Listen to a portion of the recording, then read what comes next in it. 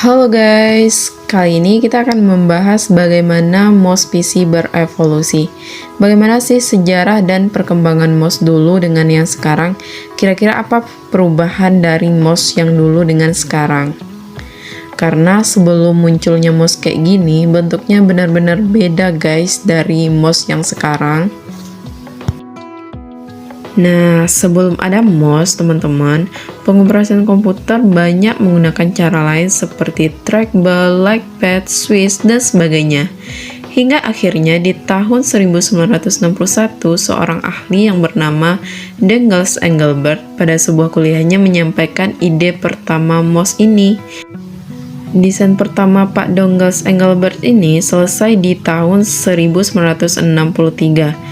Sebuah device yang menggunakan rolling wheel terinspirasi dari alat ukur 1800-an yang disebut dengan planimeter.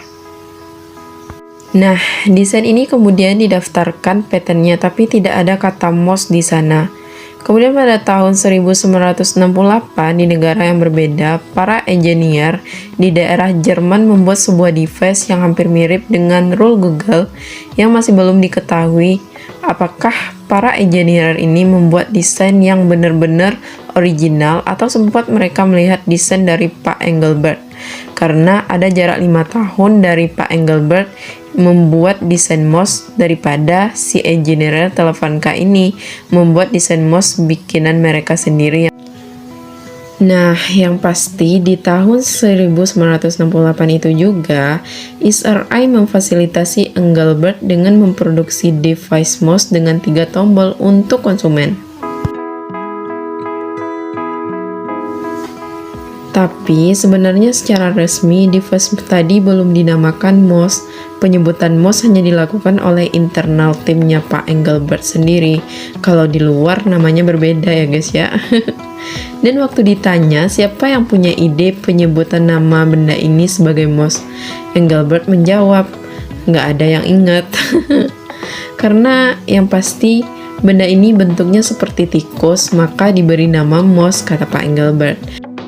Sebagai catatan, desain mouse mengalami banyak perubahan di mana kabel mouse bukan berada di depan, melainkan di bagian belakang yang mengarah ke tangan kita.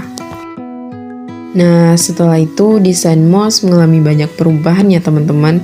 Para engineer pun menemukan eksperimen dengan membuat desain yang berbeda. Jumlah tombol yang berbeda, mekanisme internal yang berbeda, dan sebagainya. Hingga akhirnya di tahun 90-an terbentuklah mouse yang seperti mouse ergonomis. Kalau kita pegang, memudahkan kita pas gitu ukurannya gitu. Nah, begitulah revolusi atau sejarah mouse dari mulai ditemukan sampai sekarang ini teman-teman. Semoga bermanfaat. Sampai jumpa. Dadah!